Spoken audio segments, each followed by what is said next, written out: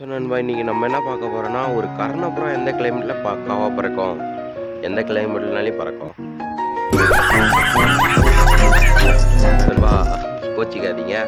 கர்ணப்புறா எப்பயுமே கொஞ்சம் கூலிங்கான டைம்ல, வெயில் கொஞ்சம் கம்மியா இருக்கிற டைம் பார்த்தீங்கன்னா, இப்போதைக்கு மழை பேஞ்சு இருக்கும் பார்த்தீங்களா?